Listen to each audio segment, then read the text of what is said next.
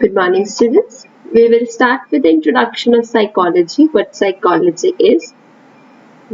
So let's start with the term psychology, how it came into being. The term psychology is derived from two Greek words. तो Greek words से मिलकर बना है psychology शब्द, जो कि है एक तो psyche. Psyche का मतलब होता है soul, and the second one is logos. Logos का मतलब होता है साइंस या study of the subject.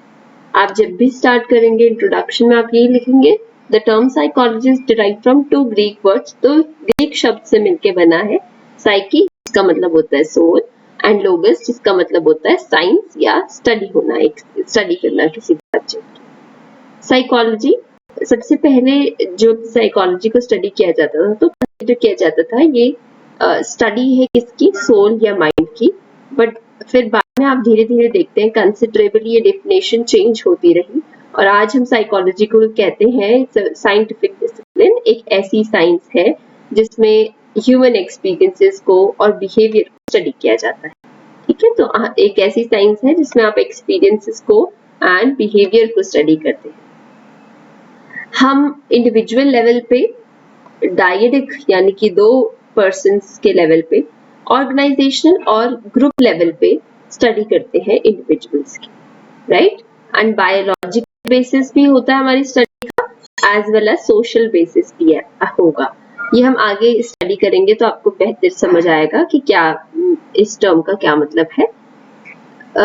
As a discipline psychology को हम डिफाइन कर सकते हैं एज अ साइंस. तो ये एक ऐसी साइंस है जो मेंटल प्रोसेसेस को स्टडी करती है. So it studies mental processes, experiences को स्टडी करती है and behaviour in different context. ठीक है, तो साइकोलॉजी इज साइंस जो मेंटल प्रोसेसेस को स्टडी करती है, एक्सपीरियंसेस को स्टडी करती है, बिहेवियर को स्टडी करती है इन डिफरेंट कॉन्टेक्स्ट. अलग अलग कॉन्टेक्स्ट में मेंटल प्रोसेस, एक्सपीरियंस और बिहेवियर को स्टडी किया जाता है साइकोलॉजी के अंदर. और जो मेथड यूज किए जाते हैं वो बायोलॉजिकल भी हो सकते हैं एंड सोशल साइंस के मेथड का भी यूज किया जा सकता है. ये आप आगे समझेंगे कि कैसे रिसर्च वर्क होता है, बट वो इस लेवल पे अच्छा नहीं है. इस लेवल पे अभी आपके अंडरस्टैंडिंग के लिए इतना ही जरूरी है कि बायोलॉजिकल और सोशल साइंस दोनों ही मेथड्स का यूज किया जाता है डेटा को कलेक्ट करने में ह्यूमन सब्जेक्ट्स की.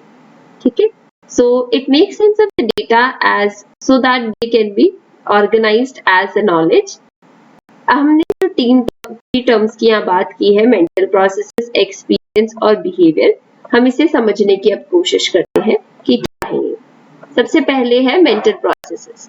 सो when we experience, when we say हमारे एक्सपीरियंसेस इंटरनल होंगे, जो भी एक्सपीरियंसिंग पर्सन है उसके मतलब उसके अंदर एक्सपीरियंसेस चल रहे हैं, उस समय हम जिस स्टेट ऑफ कॉन्शियसनेस की बात कर रहे हैं, यानी जिस स्थिति की, जिस कॉन्शियसनेस यानी हमारी चेतना यानी हमारा awareness, right.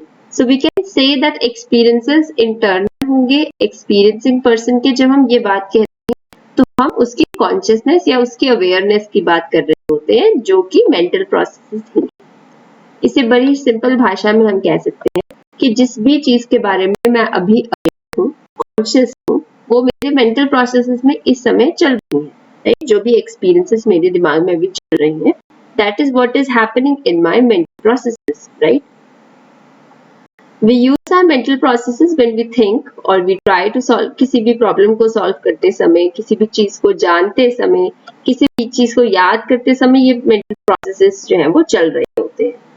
So these mental processes are reflected in the brain activity. जैसे मैथमेटिकल, आप कोई भी मैथ्स की प्रॉब्लम सॉल्व कर रहे हैं, ठीक है, तो ये ब्रेन एक्टिविटीज जो हैं they can be observe using different techniques. मतलब ब्रेन की, जैसे आप आगे पढ़ेंगे MRIs वगैरह होते हैं, उनसे आप ब्रेन की एक्टिविटी को जान पाते हैं. So we can say brain activities, mental processes same है. ब्रेन और माइंड जैसे हम कहते हैं ना, या ब्रेन की प्रोसेसेस या माइंड की प्रोसेसेस, मेंटल प्रोसेसेस सेम है, ये नहीं है, ऐसा हम नहीं कह सकते. लेकिन हाँ, इतना जरूर है कि ये दोनों इंटरडिपेंडेंट है. तो mental activities are neutral activities, they are mutually overlapping processes and they are not identical. जैसे ये इतना इम्पॉर्टेंट नहीं है, you can skip this. Next thing that is of greater importance is कि साइकोलॉजिस्ट इवन लर्निंग और remembering वाली चीजें कैसे होती हैं हमारी स्लीप के दौरान, इसमें भी इंटरेस्ट दिखाते हैं. मेंटल प्रोसेसेस इंक्लूड करते हैं प्रोसेसेस लाइक रिमेम्बर करना, ठीक है, learning, knowing, perceiving, feeling of interest. ये साइकोलॉजिस्ट इन चीजों में ज्यादा इंटरेस्ट है कैसे ये सब चलता है. Then we have the second one, that is what are experiences. So experiences क्या होते हैं? हर एक व्यक्ति का अलग एक्सपीरियंस होता है. एक्सपीरियंस क्यों अलग होता है? क्योंकि ये सब्जेक्टिव है. सब्जेक्टिव यानी कि व्यक्ति से अपने आप में जुड़ा है. हम कभी भी किसी और के एक्सपीरियंसेस को नहीं जान सकते, डायरेक्टली ऑब्जर्व नहीं कर सकते. सिर्फ एक्सपीरियंसिंग ही पर्सन ही जान सकता है, अपनी मतलब अपने एक्सपीरियंस को लेके कॉन्शियस हो सकता है. एक्सपीरियंसेस हमारी अवेयरनेस और कॉन्शियसनेस का एक पार्ट है, उसी में मौजूद है, एम्बेडेड है उसमें, ठीक है.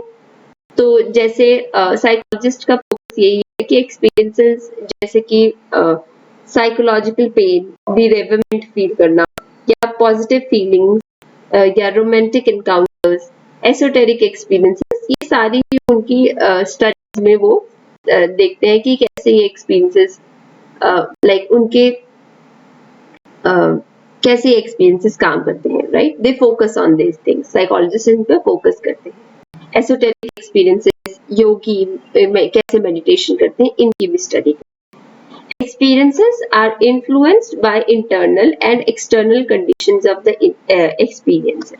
So experiences जो है वो एक व्यक्ति की अंदर की अपनी internal और external conditions पे फोकस करते हैं. जैसे आप अगर एक दिन पिकनिक के लिए जा रहे हैं, आप अपने फ्रेंड्स के साथ जा रहे हैं तो आपको उतना डिस्कम्फर्ट फील नहीं होगा, लेकिन अगर आप किसी स्ट्रेंजर्स के साथ जा रहे हैं तो आपको ऐसी सिचुएशन में डिस्कम्फर्ट फील होगा.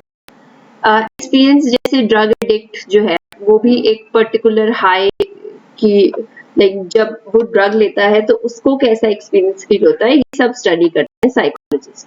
हमारी डेफिनेशन का थर्ड पार्ट है व्हाट इज बिहेवियर. बिहेवियर ऐसे